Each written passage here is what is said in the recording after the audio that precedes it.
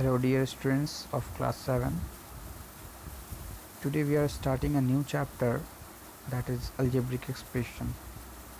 We have already studied this chapter in class 6 and we know that the numbers with alphabetical letters are known as algebraic expression. जैसा कि हम लोगों ने class 6 में पढ़ा है कि कोई भी नंबर जैसे कि 2 है, उसके साथ अगर कोई भी अल्फ़ाबेट का लेटर हो, ठीक, 2 इंटू एक्स इस फॉर्म में हो या 2 प्लस एक्स भी हो, तो ये दोनों क्या होते हैं, अलजेब्रिक एक्सप्रेशन हम लोग इसे कहते हैं। और वो जो अल्फ़ाबेट के लेटर यूज होते हैं उन्हें हम लिटरल नंबर्स कहते हैं या फिर वेरिएबल्स कहते हैं। आगे है formation of algebraic expression. Formation of algebraic expression, अगर आप लोगों ने इसे पढ़ाने से पहले मैं आपको यह समझा देना चाहता हूँ कि अगर आप लोगों ने सही से 6th में नहीं पढ़ा है तो इस चैप्टर को जो मैं समझा रहा हूँ आप उसे पढ़ें। आशा है कि आपको अच्छे से समझ में आएगा, बस ध्यान से सुने। तो चलिए स्टार्ट करते हैं। Formation of algebraic expression. मानकर चलें एक हमारे पास ये स्क्वायर है, ठीक। अब अगला स्क्वायर, एक और स्क्वायर साथ में बनाने के लिए क्या करेंगे, एक ये स्क्वायर हो गया, एक और स्क्वायर बगल में डालेंगे तो कितने मैच स्टिक लगेंगे। एक स्क्वायर को बनाने में 4 मैच स्टिक लगा, दूसरे स्क्वायर को बनाने के लिए एक कॉमन मैच स्टिक रहा, उस पर 3 मैच स्टिक लग गया एक्स्ट्रा, तो 7, पहले तो 4 फिर 3 मैच स्टिक लगा तो 7 हो गया, 3 स्क्वायर बनेगा तो 10 हो जाएगा, 4 बना तो 13, फिर 5 स्क्वायर बनेगा तो 16 मैच स्टिक का ज़रूरी पड़ेगा। तो ये कुछ इस प्रकार से है, जैसे एक स्क्वायर में लगा 3n प्लस 1 मैच स्टिक लगा, ठीक है। जैसे फिर 2 स्क्वायर में कितना लगा, 3 इंटू n प्लस 1, ये भी इसी फॉर्म में होगा, ठीक। कितना लगा, 3 स्क्वायर्स हैं, कितना लगा मैच स्टिक, 3n प्लस 1, यानी इनमें कॉमन हो जाएगा। क्या होगा तो चलिए देखते हैं। यानी 1 स्क्वायर है और 4 है, मैच स्टिक 4 यूज किया गया, 2 स्क्वायर है और 7 मैच स्टिक इसमें यूज हुआ, 3 स्क्वायर है, 10 मैच स्टिक यूज हुआ 3 स्क्वायर्स बनाने में। तो ऐसे में अगर देखें तो 4 को हम लोग किस तरीक़ा से लिख सकते हैं, 3 इंटू 0 प्लस 1, ठीक। उसके बाद 7 को किस प्रकार लिख सकते हैं, 3 इंटू 2 प्लस 1, ओके। फिर से अगर बात किया जाए, सॉरी एक मिनट, यहाँ पर मैंने एक मिस्टेक किया है, सो आप ध्यान से देखिए। 4 इज इक्वल टू होगा 3 इंटू 1 प्लस 1, यहाँ पर 1 जो है वो नंबर ऑफ स्क्वायर्स शो करेंगे, ठीक है। एक स्क्वायर बनेगा, एक स्क्वायर बनने में कितना मैच स्टिक चाहिए, तो 3 इंटू 1 प्लस 1 यानी 4 मैच स्टिक चाहिए। फिर 2 स्क्वायर बनाने में 3 इंटू 2 प्लस 1, 3 2 ज़ार 6 प्लस 1 7। उसके बाद 10 मैच स्टिक से कितने बनेंगे, तो 3 इंटू 3 प्लस 1, 10 मैच स्टिक से 3 स्क्वायर बनेंगे, ठीक है। तो इस प्रकार से देख सकते हैं 3 इंटू n के फॉर्म में, 3n प्लस 1 के फॉर्म में यहाँ पर वेरिएट कर रहा है। तो एक ये एक्सप्रेशन हो गया, ये हमारा क्या हो गया, एक्सप्रेशन हो गया। सो अलजेब्रा का यूज़ हम लोग इसी प्रकार से करते हैं कि वेरिएबल के जगह पर कोई भी नंबर पुट करें और उसे हम सॉल्व करें तो एक फ़िक्स वैल्यू मेरा निकल आए, ठीक है। सो आगे हम लोग समझते हैं। अब अलजेब्रिक एक्सप्रेशन का डेफिनेशन क्या होगा, तो इस सेक्शन में आप देख सकते हैं दे रखा है, any combination of literal numbers और variables and numbers connected by plus minus into और divide sign is called an algebraic expression. यानी कोई भी लिटरल नंबर का कम्बिनेशन, कोई भी नंबर के साथ, जैसे 2x plus 3y minus z, ये एक कम्बिनेशन ऑफ लेटर्स, लेटर्स कहने का मतलब ये x y z, and combination of numerals, numerals कहने का मतलब नंबर, इन दोनों का कम्बिनेशन है।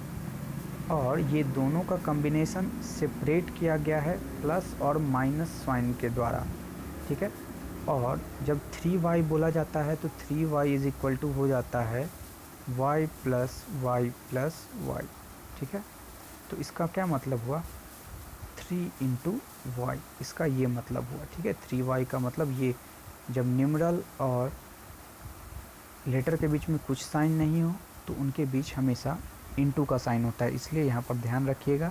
3y कहने का मतलब हुआ y को 3 बार जोड़ा जा रहा है या तो 3 इंटू वाई किया जा रहा है। सो ये बेसिक है। उसी के बाद अगर बात किया जाए तो ये प्लस और माइनस से सेपरेटेड है। सो इसी कम्बिनेशन ऑफ लेटर्स एंड या फिर लिटरल नंबर्स कह ले और न्यूमरल के इसी कम्बिनेशन को हम लोग अलजेब्रिक एक्सप्रेशन कहते हैं। अलजेब्रिक एक्सप्रेशन इसे हम कहते हैं। So simply multiplying x by 7, यानी मल्टीप्लाई करना है x को 7 से, तो ये हो जाएगा 7x। मल्टीप्लाइंग y बाई 2, तो कहने का मतलब है y को 2 के साथ मल्टीप्लाई करना है, तो क्या हो जाएगा 2y, ठीक। सो इसी प्रकार से आपको ध्यान देना है। और कांस्टेंट इसे कहते हैं जिस पर, जैसे 3 है, यहाँ जो 3 है ये कांस्टेंट कहाएगा। ये कांस्टेंट इसलिए है क्योंकि इस पर कोई भी लेटर नहीं है, ये 3 इसका वैल्यू है तो वैल्यू सेम रह जाएगा। Variable is a quantity whose value can differ, उसका जो वैल्यू होगा वो डिफ़र हो सकता है, अलग अलग आ सकता है, बट कांस्टेंट का जो वैल्यू होता है, कांस्टेंट एक क्वांटिटी होता है जिसका वैल्यू जो होता है वो हमेशा सेम रहता है, ठीक है। आगे अगर बात किया जाए कि हम लोग जानते हैं एक्सपोनेंशियल फॉर्म हम लोग पढ़ चुके हैं कि 2 इंटू 2 कह दिया गया तो 2 का स्क्वायर हो गया, 2 इंटू 2 इंटू 2 हो गया तो इज इक्वल टू 2 की पावर 3 हो गया, या 2 का क्यूब कह लिए, यानी जितने टाइम किसी चीज़ को मल्टीप्लाई करें उतना ही पावर हम लोग दे देते हैं।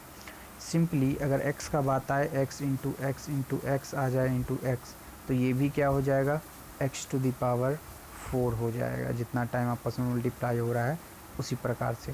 फिर x टू द पावर 5 हो सकता है, अगर x के साथ मल्टीप्लाई किया जाए इसे, यानी जैसे नंबर्स वाले रूल होते हैं एक्सपोनेंट के, वैसे ही यहाँ पर लिटरल नंबर्स के भी, यानी कि इस पर भी रूल वही होंगे।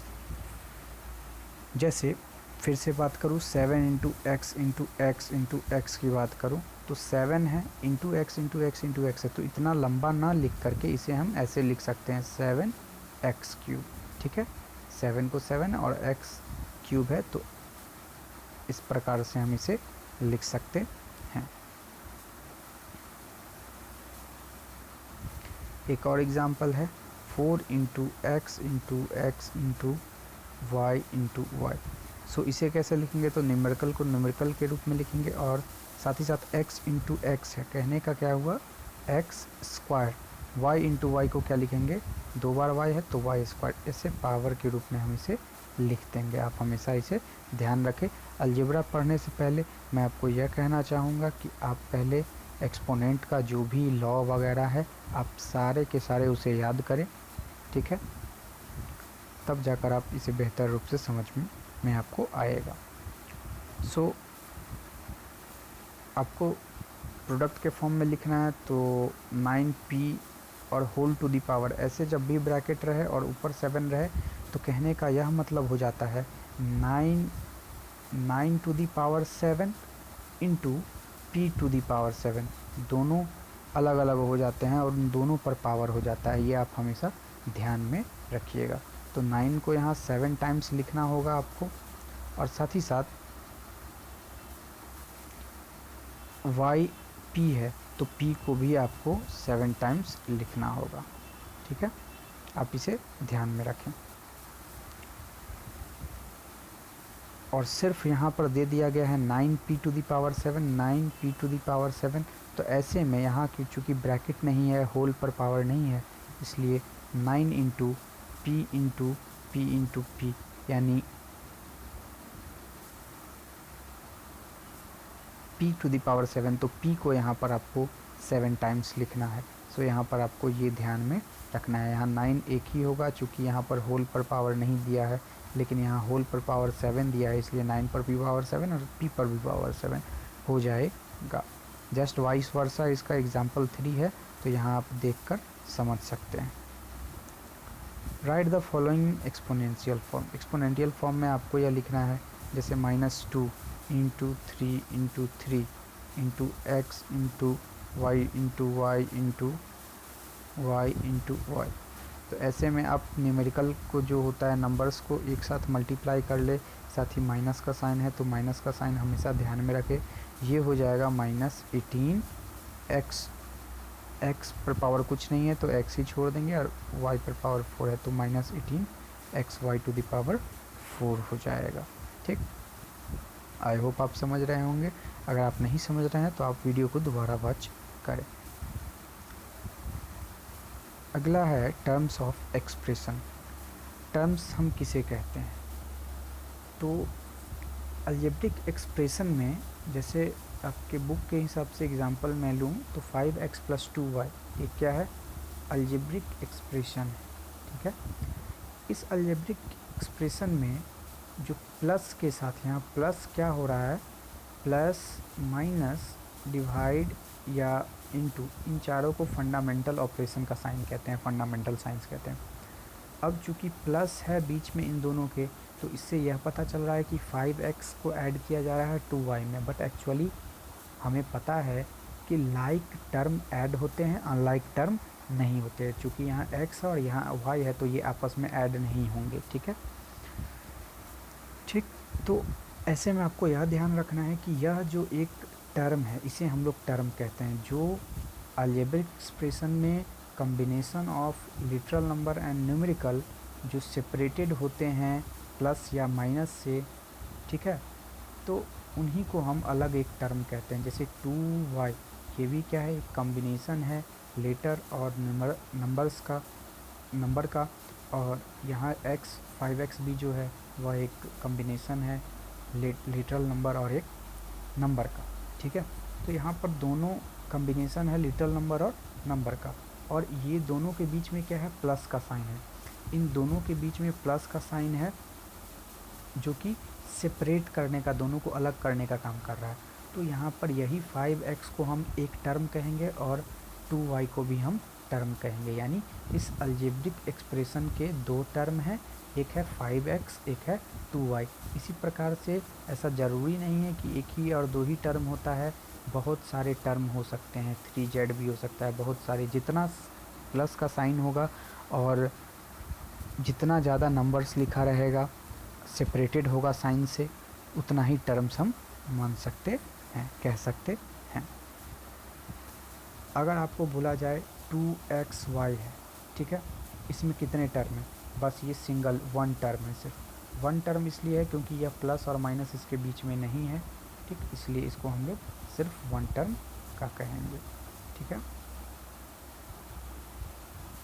यहाँ पर देख सकते हैं the sign connected two separately formed parts. These parts are called terms of the algebraic expression. आप इसे ध्यान में रखें। So terms का भी हम लोग को पता चल गया। An algebraic expression is a combination of numbers, literals and arithmetical operations. One or more digit separates an expression into several parts. Each parts along with it sign is called a term. यानी कि each part, यानी एक algebraic expression में क्या होता है, फिर से मैं बताता हूँ। एक अलजेब्रिक एक्सप्रेशन में, जूम कर लूँ मैं थोड़ा, एक अलजेब्रिक एक्सप्रेशन है हमारे पास। ये अलजेब्रिक एक्सप्रेशन में आपको combination of literals and combination of number रहेंगे, और हर एक जो कॉम्बिनेशन रहेंगे वो प्लस या तो माइनस से सेपरेट किया गया रहता है। तो ये प्लस और माइनस से सेपरेट किए गए जो पार्ट्स हैं ये पार्ट्स हो जाते हैं, फॉर्म करते हैं पार्ट, कई भाग में इसको तोड़ देते हैं। तो ये खुद का जो अलग अलग पार्ट होता है, इन्हीं पार्ट को, हर एक पार्ट को हम टर्म कहते हैं। जैसे +5 भी यहाँ उस अलजेब्रिक एक्सप्रेशन का एक टर्म है, -4y² भी क्या है, उस अलजेब्रिक एक्सप्रेशन का टर्म है, और 2xy भी उसी अलजेब्रिक एक्सप्रेशन का टर्म है।